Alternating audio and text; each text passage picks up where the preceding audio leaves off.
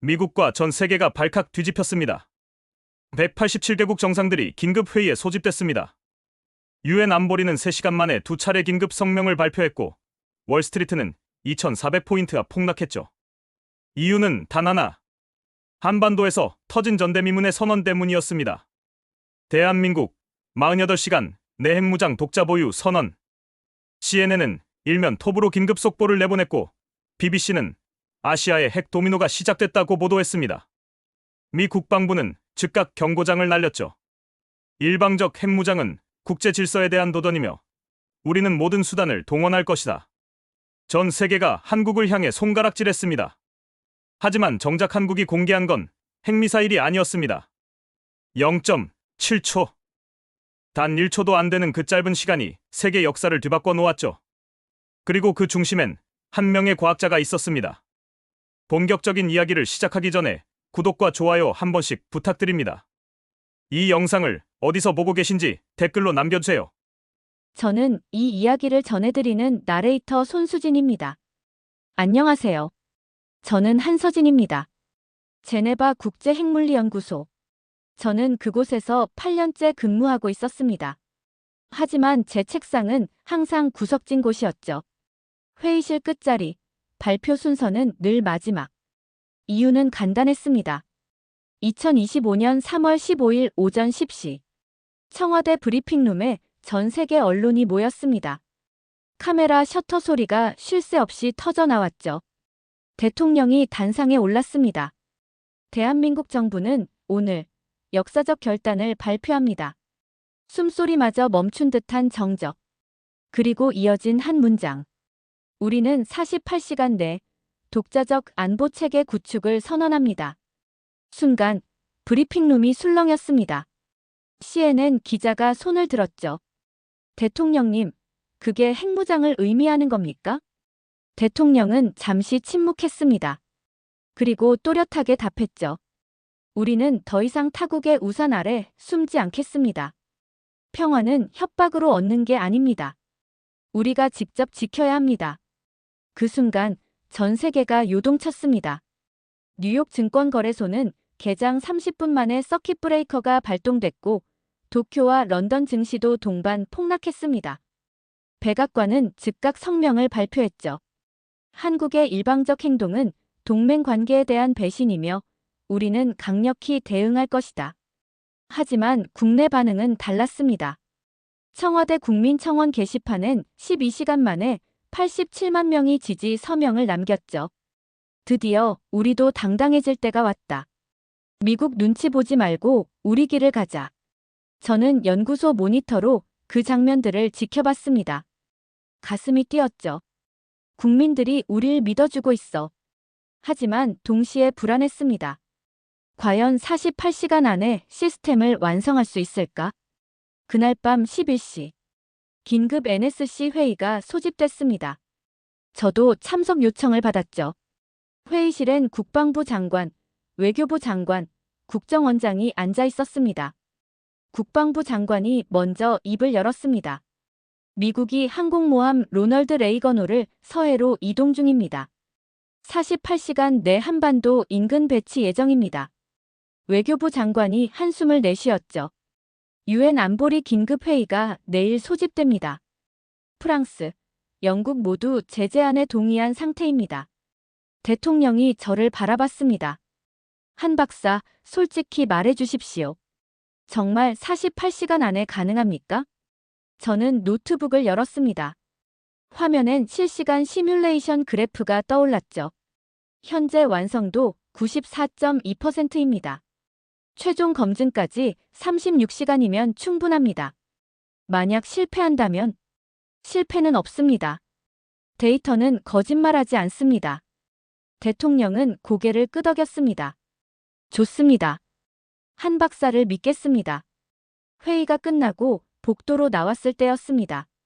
국정원장이 제 옆으로 다가왔죠. 한 박사, 미국 CIA가 당신을 주시하고 있습니다. 조심하십시오. 알겠습니다. 등골이 오싹했습니다. 연구소로 돌아오는 차 안. 창밖으로 서울 야경이 흘러갔습니다. 평화로운 불빛들. 하지만 저는 알고 있었죠. 이 평화가 얼마나 위태로운 균형 위에 서 있는지. 연구소 지하 3층에 도착했습니다. 연구원들은 모두 모니터 앞에 앉아 있었죠.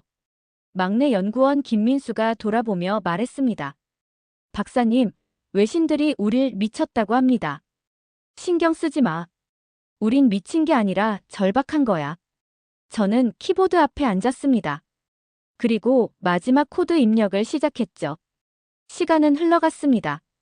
36시간, 30시간, 24시간. 세상은 점점 더 거칠어졌습니다. 하지만 저희는 멈출 수 없었습니다. 반드시 완성한다. 반드시. 저는 한국인이었으니까요. 한 박사, 이번 연구 결과는 흥미롭긴 한데 너희 나라 정부 승인은 받았나? 프랑스 출신 연구 책임자 피에르 박사가 비웃듯 물었습니다. 저는 서류를 내밀며 답했죠. 승인보다 데이터를 보시죠. 오차율 0.03%입니다. 데이터야 좋지. 하지만 기술은 허락받은 자만 쓸 수 있어. 너희 나라는 아직 그 단계가 아니야. 회의실이 조용해졌습니다. 몇몇은 고개를 돌렸고 몇몇은 피식 웃었죠. 저는 그날 결심했습니다. 허락이 아니라 원칙으로 움직이는 기술을 만들겠다. 연구소를 나와 한국행 비행기에 올랐습니다. 12시간의 비행 동안 저는 노트북을 열었죠. 화면엔 하나의 설계도가 떠올랐습니다. AI 기반 핵억제 자동 방어 시스템. 핵무기가 아니라 핵을 무력화하는 기술. 공격이 아니라 방어. 전쟁이 아니라 평화를 지키는 방패.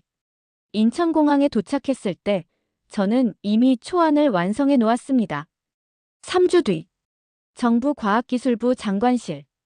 한 박사, 이게 정말 가능한 겁니까? 장관은 설계도를 보며 눈을 떼지 못했습니다. 저는 고개를 끄덕였죠. 가능합니다. 다만 시간이 필요합니다. 그리고 결단도요. 결단이라면 이 기술은 세계 어느 나라도 시도하지 않은 영역입니다. 우리가 먼저 하면 압박이 올 겁니다. 장관은 잠시 침묵했습니다. 그리고 천천히 입을 열었죠. 한 박사. 우리에겐 선택지가 없습니다. 평화는 구걸하는 게 아니라 지키는 겁니다. 저는 그 말에 고개를 숙였습니다. 드디어 시작이구나. 연구는 극비리에 진행됐습니다. 대전 정부출연연구소 지하 3층. 출입자는 단 12명. 외부 통신은 전면 차단. 저는 하루 18시간씩 연구에 매달렸습니다. 핵탄두의 신호 체계를 분석하고 AI가 0.7초 안에 발사 명령을 무력화하는 알고리즘을 설계했죠. 그리고 석 달 뒤. 시뮬레이션 성공률 98.7%. 저는 보고서를 들고 청와대로 향했습니다. 대통령 집무실. 한 박사, 이 기술이 완성되면 우리가 핵을 보유하지 않아도 되는 겁니까? 예. 우린 핵을 쏘지 않아도 상대의 핵을 막을 수 있습니다. 대통령은 잠시 창밖을 바라봤습니다. 그리고 돌아서며 말했죠. 그럼 이제 세계에 선언할 때가 됐군요. 저는 그 순간 등골이 서늘해지는 걸 느꼈습니다. 이제 진짜 시작이다. 선언 24시간 후. 미국 재무부가 움직였습니다. 대한민국 주요 은행 3곳, SWIFT 결제망 접속 제한. 금융시장이 요동쳤죠. 환율은 $1당 1,520원까지 치솟았고 코스피는 8.7% 폭락했습니다. 하지만 이건 시작에 불과했습니다. 오후 3시. 미 국무부 대변인이 브리핑에 나섰죠. 한국과의 항공우주기술 협력을 즉각 중단합니다. 모든 반도체 제조 장비 수출도 전면 재검토할 것입니다. 삼성전자 주가가 12% 급락했습니다. SK하이닉스는 거래 정지 직전까지 갔죠. 저는 연구소 모니터로 그 장면을 지켜봤습니다. 손이 떨렸습니다. 이게 우리가 치러야 할 대가인가? 그때 비상벨이 울렸습니다. 연구소 전체에 경보음이 퍼졌죠. 무슨 일입니까? 시설관리팀장이 헐레벌떡 뛰어왔습니다. 박사님, 한국전력에서 통보가 왔습니다. 30분 후 전력 공급 중단된다고 합니다. 뭐라고요? 무슨 이유로? 미국 에너지부의 요청이라고만 나와 있습니다. 순간 머릿속이 하얘졌습니다. 전력이 끊기면 서버가 다운됩니다. 모든 데이터가 날아가죠. 36시간의 작업이 물거품이 되는 겁니다. 저는 즉시 과학기술부에 전화를 걸었습니다. 장관님, 전력 차단을 막아주셔야 합니다. 한 박사, 미안합니다. 우리도 어쩔 수 없습니다. 한전 이사회가 이미 결정했습니다. 그럼 비상발전기라도. 그것도 승인이 필요합니다. 지금 청와대에서 논의 중입니다. 전화가 끊겼습니다. 시간은 흘러갔죠. 25분, 20분, 15분. 연구원들이 저를 바라봤습니다. 불안한 눈빛. 저는 주먹을 쥐었습니다. 여기서 멈출 순 없어. 그때였습니다. 연구소 문이 열렸죠. 한 남자가 들어왔습니다. 낯익은 얼굴. 미카엘 로엔. 스웨덴 외교관 미카엘이었습니다. 제네바에서 함께 일했던 동료였죠. 한 박사, 오랜만입니다. 여긴 어떻게? 들었습니다. 전력 차단건. 제가 도울 수 있을 것 같습니다. 미카엘은 서류 한 장을 꺼냈습니다. 스웨덴 정부명의 긴급 지원 요청서입니다. 이걸로 국제에너지기구에 중재를 신청할 수 있습니다. 하지만 시간이 이미 신청했습니다. 10분 전에요. 바로 그 순간이었습니다. 시설팀장의 무전기에서 소리가 들렸죠. 전력 차단 명령 철회. 반복합니다. 차단 명령 철회. 연구소 안이 환호성으로 가득 찼습니다. 하지만 저는 웃을 수 없었습니다. 미카엘을 바라보며 물었죠. 왜 우릴 돕는 겁니까? 당신 나라도 제재에 동참했지 않습니까? 미카엘은 잠시 침묵했습니다. 그리고 천천히 입을 열었죠. 8년 전 제네바에서 당신이 한 말 기억합니다. 기술은 정치보다 앞서야 한다고 했죠. 저는 그 말을 믿습니다. 당신이 만드는 게 무기가 아니라는 것도 알고 있습니다. 저는 고개를 숙였습니다. 감사합니다. 고맙긴요. 대신 약속하십시오. 이 기술을 세상에 제대로 보여주십시오. 미카엘이 나간 뒤 저는 다시 모니터 앞에 앉았습니다. 남은 시간 18시간. 손가락이 키보드 위를 달렸죠. 그런데 그때였습니다. 연구소 외부에서 소음이 들렸습니다. CCTV를 확인했죠. 연구소 앞에 시위대가 모여 있었습니다. 한서진 나와라. 국민을 전쟁으로 몰아넣지 마라.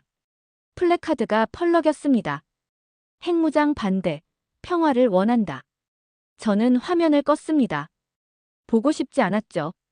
하지만 귓가엔 계속 들렸습니다. 기술이 죄인가요? 아니면 자주가 죄인가요?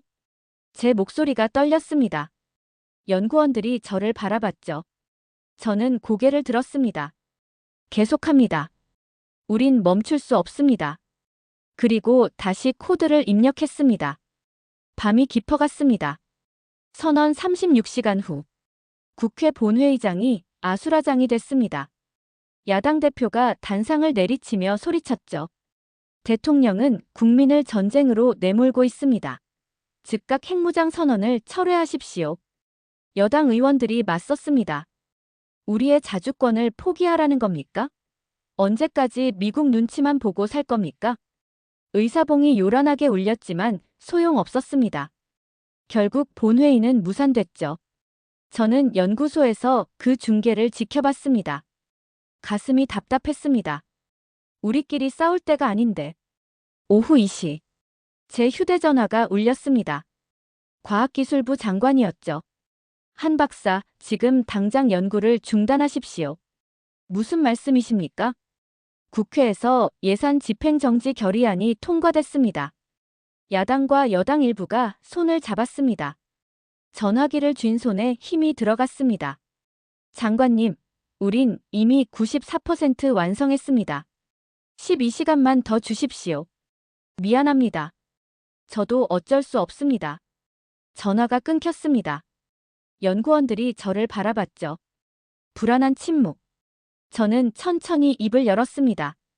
계속합니다. 하지만 박사님, 예산 없이도 할 수 있습니다. 우린 이미 여기까지 왔습니다. 그때 연구소 문이 벌컥 열렸습니다. 정장 차림의 남자 둘이 들어왔죠. 한서진 박사님이십니까? 누구십니까? 국정원입니다. 대통령 긴급 명령으로 박사님을 보호하러 왔습니다. 보호요? 요원이 태블릿을 건넸습니다. 화면엔 인터넷 게시글들이 떠 있었죠. 한서진 집 주소 공개, 국민을 위험에 빠뜨린 과학자 처벌하라. 댓글엔 악의적인 말들로 가득했습니다. 저는 화면을 끄고 태블릿을 돌려줬습니다. 신경 쓰지 않습니다. 전 여기서 일해야 합니다. 하지만 나가주십시오. 요원들이 물러갔습니다. 하지만 연구소 밖엔 경호팀이 배치됐죠. 밤 10시. 또 다른 전화가 걸려왔습니다. 이번엔 모르는 번호였습니다. 받았죠. 한 박사. 낮고 차가운 목소리. 미국 억양이 섞인 한국어였습니다. 누구십니까? 당신이 무슨 짓을 하고 있는지 우린 다 알고 있습니다. 48시간 안에 프로젝트를 폐기하십시오. 그렇지 않으면 당신뿐 아니라 당신 가족도 안전을 보장할 수 없습니다. 전화가 끊겼습니다. 손이 떨렸죠. 하지만 동시에 분노가 치밀어 올랐습니다. 협박으로 우릴 멈출 순 없어. 자정. 연구소 복도를 걷고 있었습니다. 그때 창밖으로 누군가 보였죠. 미카엘이었습니다. 밖으로 나갔습니다. 이 밤에 무슨 일이십니까? 미카엘은 담배를 피우고 있었습니다. 한 박사 스웨덴 정부로부터 철수 명령을 받았습니다. 그래서 인사하러 오신 겁니까? 아닙니다. 미카엘이 담배를 끄며 돌아봤죠. 명령을 거부했습니다. 뭐라고요? 저는 외교관 신분을 포기했습니다. 이제 개인 자격으로 당신을 돕겠습니다. 저는 할 말을 잃었습니다. 왜 그렇게까지? 제네바에서 8년 동안 봤습니다. 당신이 얼마나 정직한 과학자인지. 진짜 동맹은 우리를 믿는 자들이죠. 미카엘이 손을 내밀었습니다. 저는 그 손을 잡았죠. 감사합니다. 고맙긴요. 어서 들어가서 일이나 끝내십시오. 연구소로 돌아왔습니다. 연구원들은 여전히 자리를 지키고 있었죠. 막내 김민수가 커피를 건넸습니다. 박사님, 괜찮으세요? 응. 괜찮아. 저희 끝까지 함께 하겠습니다. 저는 고개를 끄덕였습니다. 고맙다. 이제 마지막 단계만 남았어. 모니터를 켰습니다. 시스템 완성도 97.3%. 남은 시간 10시간. 손가락이 다시 키보드 위를 달렸습니다. 그때 뉴스 속보가 떴죠. 미 국방부 차관 토머스 리처드, 한반도 관련 긴급 기자회견 예고. 화면엔 토머스의 차가운 얼굴이 떠올랐습니다. 대한민국이 48시간 내 핵무장을 철회하지 않는다면 우리는 단호히 대응할 것입니다. 저는 화면을 껐습니다. 이제 정말 시간이 없어. 새벽 3시. 연구소는 고요했습니다. 하지만 제 심장은 격렬하게 뛰고 있었죠. 반드시 완성한다. 반드시. 선언 46시간 후. 새벽 4시 37분. 저는 마지막 코드를 입력했습니다. 엔터키를 눌렀죠. 모니터에 메시지가 떴습니다. 시스템 통합 완료. 최종 검증 시작. 연구원들이 모두 자리에서 일어났습니다. 숨소리조차 조심스러웠죠. 진행률 표시줄이 움직이기 시작했습니다. 10%, 30%, 50%. 제 심장이 터질 것 같았습니다. 70%, 90%. 그리고 검증 완료. 성공률 99.2%. 연구소가 환호성으로 가득 찼습니다. 김민수가 소리쳤죠. 해냈습니다. 박사님, 해냈어요. 저는 주저앉았습니다. 다리에 힘이 풀렸죠. 46시간. 단 한 번도 제대로 눈을 붙이지 못했습니다. 하지만 해냈습니다. AI 자동 핵억제 시스템. 핵미사일 발사 신호를 0.7초 안에 감지하고 발사 전 명령 체계를 무력화하는 기술. 공격이 아니라 방어. 전쟁이 아니라 평화를 지키는 방패. 저는 천천히 일어났습니다. 그리고 연구원들을 바라봤죠. 다들 고생했습니다. 이제 세상에 보여줄 차례입니다. 오전 7시. 청와대 상황실. 대통령과 NSC 위원들이 모여 있었습니다. 저는 노트북을 연결했죠. 스크린에 시스템 구조도가 떠올랐습니다. 이것이 0.7초 시스템입니다. 국방부 장관이 앞으로 다가왔습니다. 0.7초면 핵미사일을 막을 수 있다는 겁니까? 정확히는 막는 게 아닙니다. 발사 자체를 무력화합니다. 어떻게요? 저는 다음 화면을 띄웠습니다. 핵미사일은 발사 명령이 떨어진 후 실제 발사까지 평균 2.3초의 시간이 필요합니다. 우리 시스템은 그 명령 신호를 0.7초 안에 감지하고 AI가 자동으로 해당 미사일의 제어 시스템에 침투합니다. 외교부 장관이 끼어들었죠. 침투라니 해킹을 말하는 겁니까?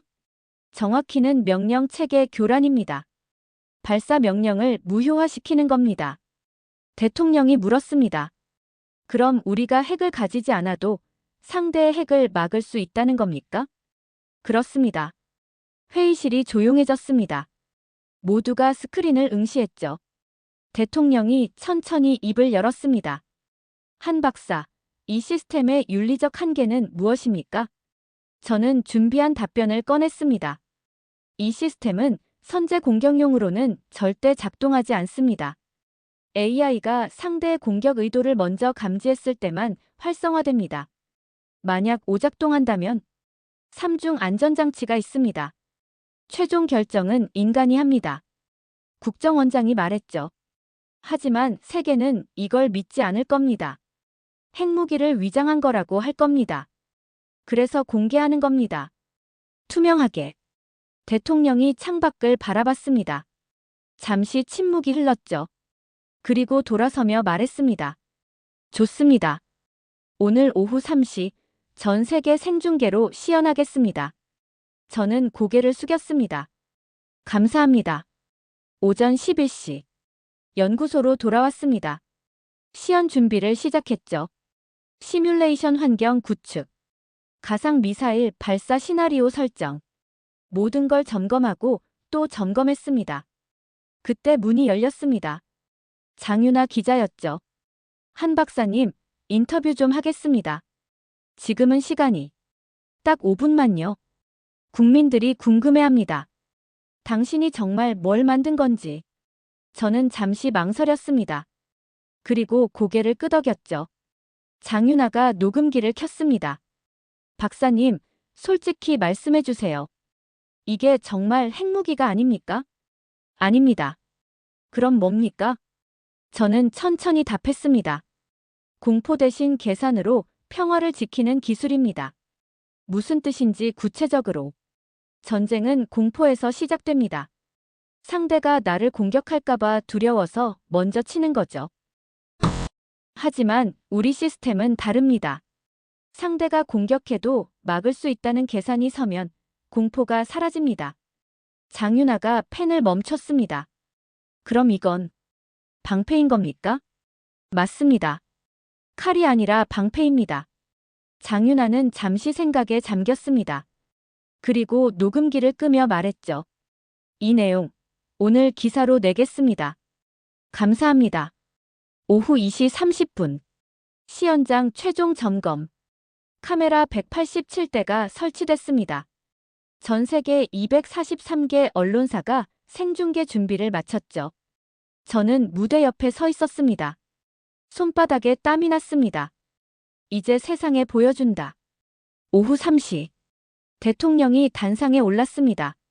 지금부터 대한민국의 새로운 안보 기술을 공개하겠습니다. 카메라 플래시가 터졌죠.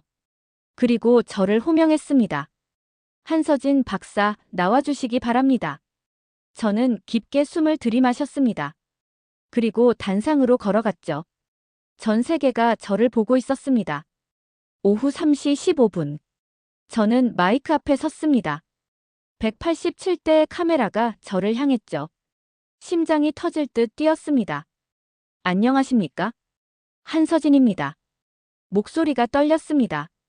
하지만 계속했죠. 지난 48시간 동안 세계는 우리를 의심했습니다. 핵무기를 만든다고 말입니다. 하지만 우리가 만든 건 핵무기가 아닙니다. 스크린에 시스템 구조도가 떠올랐습니다. 이것은 AI 기반 핵억제 자동 방어 시스템입니다.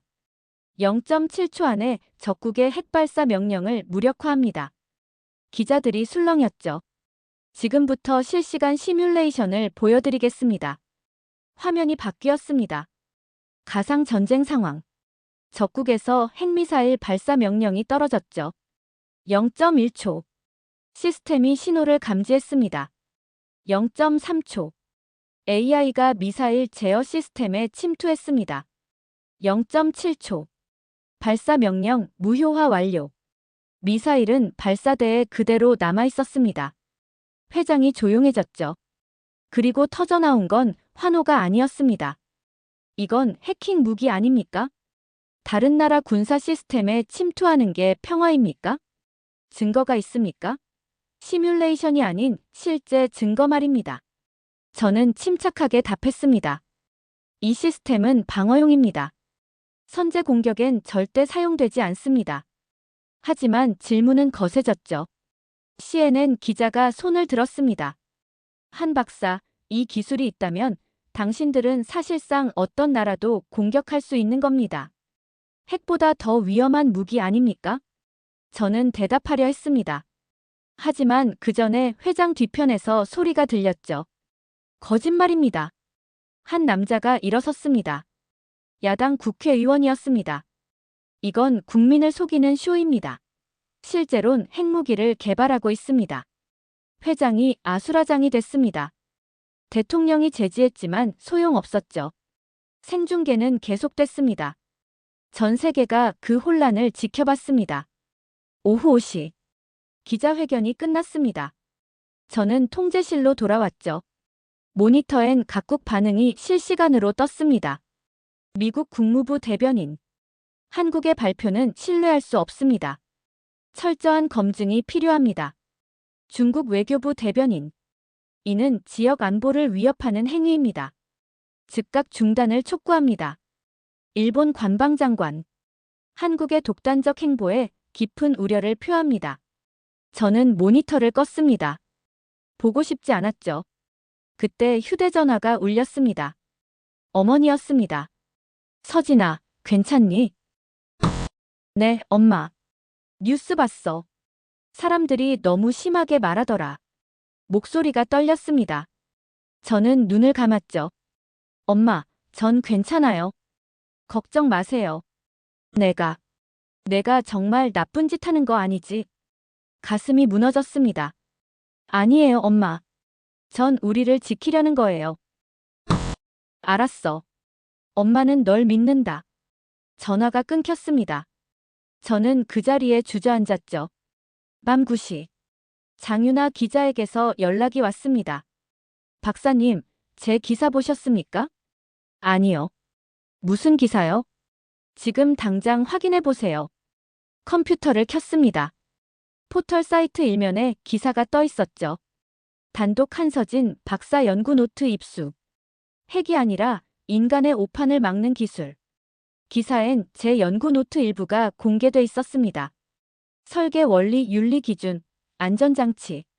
모든 게 투명하게 드러나 있었죠. 댓글창을 열었습니다. 이게 진짜면 우리가 오해한 건가? 핵무기가 아니라 방어 시스템이었네. 그래도 믿을 수 있나? 정부 발표인데. 여전히 의심이 많았습니다. 하지만 조금씩 변하고 있었죠. 저는 장윤아에게 전화를 걸었습니다. 기자님, 감사합니다. 당연한 일 했을 뿐입니다. 진실은 밝혀져야죠. 하지만 이 자료를 어떻게? 출처는 밝힐 수 없습니다. 대신 약속하세요. 이 기술을 올바르게 사용하겠다고. 약속합니다. 전화를 끊었습니다. 창밖을 바라봤죠. 서울 야경이 펼쳐져 있었습니다. 평화로운 불빛들. 지켜야 해. 이 평화를. 자정. 미카엘이 찾아왔습니다. 한 박사, 스웨덴 정부가 움직이기 시작했습니다. 무슨 뜻입니까? 중립국 연합 명의로 한국기술검증단을 파견하겠답니다. 스위스, 노르웨이, 오스트리아가 동참했습니다. 정말입니까? 장윤아 기자의 기사가 결정적이었습니다. 유럽 언론이 재조명하기 시작했죠. 저는 고개를 끄덕였습니다. 조금씩 변하고 있어. 하지만 아직 끝이 아니었습니다. 미국이 남아 있었죠. 그리고 그들은 가장 강력한 압박을 준비하고 있었습니다. 새벽 2시. 긴급 뉴스 속보가 떴습니다. 미 해군 항공모함 로널드 레이건호 서해 진입. 한반도 50해리 지점 도달. 화면엔 거대한 항모가 떠 있었습니다. 그리고 토머스 리처드 국방부 차관의 인터뷰. 한국이 이 기술을 포기하지 않는다면 우리는 물리적 조치도 불사할 것입니다. 저는 화면을 껐습니다. 손이 떨렸죠. 이제 정말 마지막이다. 선언 72시간 후. 서해 상공. 미군 조기경보기 사대가 24시간 감시 체제에 돌입했습니다. 항공모함 로널드 레이건호 주변엔 이지스함 3척이 배치됐죠. 전쟁 일촉즉발의 순간이었습니다. 오전 6시. 청와대 안보실. 긴급 NSC가 소집됐습니다. 저도 참석했죠. 국방부 장관이 상황판을 가리켰습니다. 미군 전투기 12대가 이륙 대기 중입니다. 언제든 출격 가능한 상태입니다. 외교부 장관이 말했습니다. 백악관에서 최후 통첩이 왔습니다. 오늘 정오까지 기술 이전 아니면 전면 폐기. 둘 중 하나를 선택하라고 합니다. 대통령이 저를 바라봤습니다. 한 박사, 당신 생각은 어떻습니까? 저는 잠시 침묵했습니다. 그리고 천천히 입을 열었죠. 둘 다 받아들일 수 없습니다. 하지만 전쟁은 일어나지 않을 겁니다. 무슨 근거로? 저는 노트북을 꺼냈습니다. 제게 3시간만 주십시오. 전 세계 생중계로 실제 실험을 보여드리겠습니다. 회의실이 조용해졌죠. 대통령이 물었습니다. 실제 실험이라니? 시뮬레이션이 아닌 진짜 미사일을 대상으로 한 실험입니다. 국방부 장관이 놀라 소리쳤습니다. 미쳤습니까? 그게 실패하면 전쟁입니다. 실패하지 않습니다. 저는 단호하게 말했죠. 대통령은 한참을 고민했습니다. 그리고 결정을 내렸습니다. 좋습니다. 오늘 정오, 전 세계에 공개하십시오. 오전 9시. 대전연구소. 전 세계 278개 언론사가 생중계를 준비했습니다. 실험장엔 중립국 검증단 17명이 도착했죠. 미카엘도 그중 한 명이었습니다. 한 박사, 정말 괜찮겠습니까? 믿어주세요. 오전 11시 30분. 국방부가 협조했습니다. 서해 공해상에 실험용 표적 미사일 1기를 배치했죠. 구형 스커드 미사일이었습니다. 발사 가능 상태로 대기 중이었습니다. 저는 통제실에 앉았습니다. 손가락이 키보드 위에 올려졌죠. 연구원들이 긴장한 얼굴로 저를 바라봤습니다. 정오. 생중계가 시작됐습니다. 대통령이 먼저 발언했죠. 지금부터 대한민국은 0.7초 시스템의 실제 능력을 공개합니다. 이는 공격이 아닌 방어입니다. 카메라가 저를 향했습니다. 저는 마이크를 잡았습니다. 30초 후 서해 공해상의 표적 미사일이 발사됩니다. 우리 시스템은 그 발사를 0.7초 안에 막겠습니다. 전 세계가 숨을 죽였죠. 카운트다운이 시작됐습니다. 30초, 20초, 10초. 저는 엔터키에 손가락을 올렸습니다. 5, 4, 3, 2, 1. 발사 명령이 떨어졌습니다. 서해 상공. 미사일 발사대에서 불꽃이 일었습니다. 바로 그 순간. 0.1초. 시스템이 발사 신호를 포착했습니다. 0.3초. AI가 미사일 제어 시스템에 침투했습니다. 0.5초. 발사 명령 회로를 차단했습니다. 0.7초. 미사일 엔진이 꺼졌습니다. 불꽃이 사라졌죠. 미사일은 발사대에 그대로 멈춰 섰습니다. 침묵. 길고 긴 침묵. 그리고 터져나온 함성. 성공했다. 정말로 막았어. 통제실이 환호성으로 가득 찼습니다. 하지만 저는 웃지 않았습니다. 아직 끝이 아니었으니까요. 카메라를 향해 말했습니다. 이것이 우리의 기술입니다. 핵이 아니라 인간의 오판을 막는 기술입니다. 그리고 멈췄죠. 잠시 침묵. 그리고 마지막 말을 덧붙였습니다. 우린 당신들을 공격하지 않을 겁니다. 단, 2번 다시 무시당하지도 않을 겁니다. 화면이 꺼졌습니다. 전 세계 반응이 실시간으로 쏟아졌죠. BBC 앵커. 믿을 수 없는 장면을 목격했습니다. 한국이 정말로 해냈습니다. CNN 해설위원. 이건 게임 체인저입니다. 핵 억제의 패러다임이 바뀌었습니다. 프랑스 24뉴스. 한국이 증명했습니다. 기술은 파괴가 아닌 보호를 위해서도 쓰일 수 있다는 것을. 하지만 미국은 침묵했습니다. 백악관도 국방부도 아무 말이 없었죠. 오후 3시. 토머스 리처드 국방부 차관이 기자회견장에 나타났습니다. 기자들이 몰려들었죠. 차관님, 한국의 실험을 어떻게 평가하십니까? 토머스는 표정 하나 변하지 않았습니다. 우리는 여전히 이 기술의 위험성을 우려합니다. 하지만 실험은 성공했습니다. 기술적 성공과 정치적 신뢰는 다른 문제입니다. 기자들이 술렁였습니다. 그때 한 기자가 물었죠. 그럼 미국은 계속 압박하실 겁니까? 토머스가 대답하려는 순간이었습니다. 회견장 뒤편 문이 열렸습니다. 미국 국무장관이 들어왔죠. 잠깐만요. 토머스가 놀란 표정으로 돌아봤습니다. 국무장관이 단상에 올랐습니다. 방금 백악관과 통화했습니다. 대통령 각하께서 한국 정부와 직접 대화하기로 결정하셨습니다. 회견장이 술렁였죠. 미국은 한국의 기술력을 인정합니다. 그리고 협력 방안을 논의하겠습니다. 토머스의 얼굴이 굳었습니다. 저는 통제실에서 그 장면을 지켜봤죠. 미카엘이 제 어깨를 두드렸습니다. 해냈습니다. 한 박사. 저는 고개를 끄덕였습니다. 하지만 여전히 긴장은 풀지 않았죠. 아직 끝난 게 아니야. 3일 후. 스위스 제네바. UN 본부 대회의장. 193개국 대표들이 모였습니다. 역사상 가장 빠른 긴급 총회였죠. 저도 한국 대표단과 함께 참석했습니다. 의장이 개회를 선언했습니다. 오늘 우리는 새로운 시대를 논의하기 위해 모였습니다. 미국 대표가 먼저 발언권을 요청했죠. 국무장관이 단상에 올랐습니다. 미합 중국은 대한민국의 기술적 성과를 인정합니다. 회의장이 술렁였습니다. 그리고 우리의 과도한 압박에 대해 유감을 표명합니다.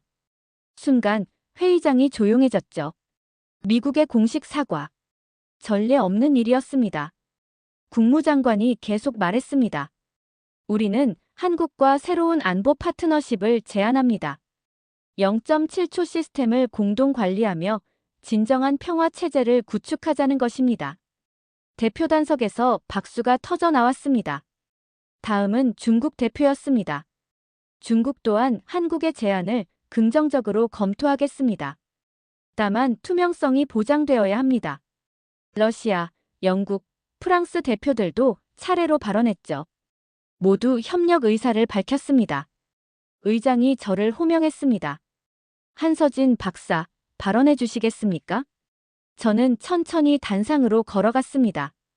193개국 대표들이 저를 바라봤죠. 마이크 앞에 섰습니다. 저는 8년 전 이곳 제네바에서 무시당했습니다. 회의장이 조용해졌습니다. 한국인이라는 이유로, 작은 나라 출신이라는 이유로 제 연구는 인정받지 못했습니다. 하지만 오늘 저는 여기 서 있습니다. 목소리가 떨렸죠. 우리가 만든 건 무기가 아닙니다. 인류가 스스로를 파괴하지 않도록 돕는 기술입니다. 이 기술은 한국만의 것이 아닙니다. 평화를 원하는 모든 국가와 함께 나누겠습니다. 박수가 터져 나왔습니다.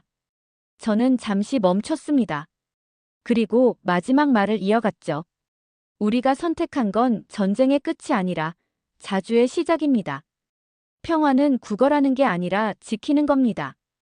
회의장이 기립박수로 가득 찼습니다. 193개국 대표들이 모두 일어섰죠. 저는 그 순간 눈물이 날 것 같았습니다. 하지만 참았습니다. 단상에서 내려왔죠. 한 달 후, 대한민국 국회 평화기술국제협력법이 만장일치로 통과됐습니다. 0.7초 시스템을 평화 목적으로만 사용하고 중립국 감시하에 운영한다는 내용이었죠. 17개국이 기술 공동 개발에 참여하기로 했습니다. 유엔은 자주적 핵억제 체제를 새로운 국제 규범으로 채택했습니다. 저는 연구소장에서 물러났습니다. 대신 국제평화기술연구소 초대 소장으로 임명됐죠. 본부는 제네바. 8년 만에 돌아온 곳이었습니다. 첫 출근 날. 연구소 입구에 현판이 걸려 있었습니다. 공포가 아닌 기술로 평화를. 제 연구 노트 첫 페이지에 적었던 문장이었죠. 사무실에 들어섰습니다. 미카엘이 먼저 와 있었습니다. 한 박사, 축하합니다. 고맙습니다. 미카엘.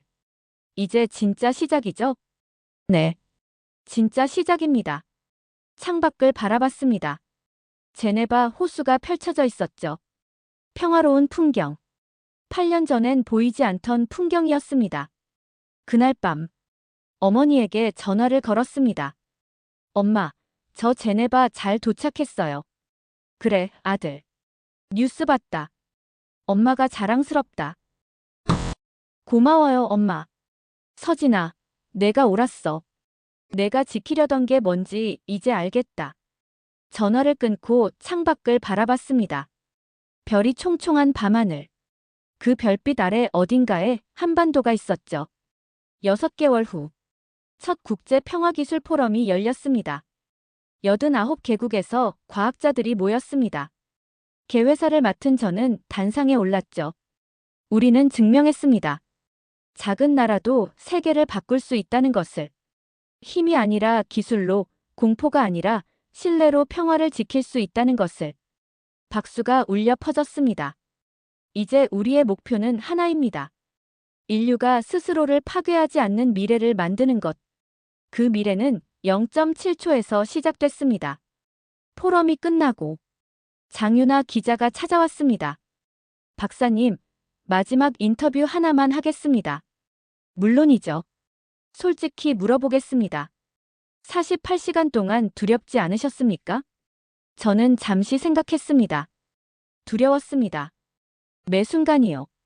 그럼 어떻게 버티셨습니까? 제가 버틴 게 아닙니다. 우리 모두가 함께 버틴 겁니다. 장윤아가 펜을 내려놓았습니다. 마지막 질문입니다. 앞으로의 목표는 뭡니까? 저는 창밖을 바라봤죠. 평화가 특별한 게 아니라 당연한 세상을 만드는 겁니다. 1년 후, 노벨 평화상 후보에 올랐다는 소식을 들었습니다. 하지만 저는 사양했죠. 이건 제 공이 아닙니다. 함께한 모든 이들의 공입니다. 대신 상금을 평화기술 장학금으로 기부했습니다. 작은 나라의 젊은 과학자들을 위한 장학금. 제2의 한서진들을 위한 길이었죠. 지금 저는 여전히 제네바에서 일하고 있습니다. 매일 아침 연구소에 출근합니다. 그리고 모니터 앞에 앉죠. 화면엔 실시간으로 세계 평화 지수가 떠오릅니다. 0.7초 시스템이 가동된 이후 핵 위협 지수는 73% 감소했습니다. 국가 간 군사적 긴장도 52% 낮아졌죠. 숫자가 전부는 아닙니다. 하지만 숫자는 거짓말하지 않습니다. 세상은 조금씩 하지만 확실히 변하고 있었습니다.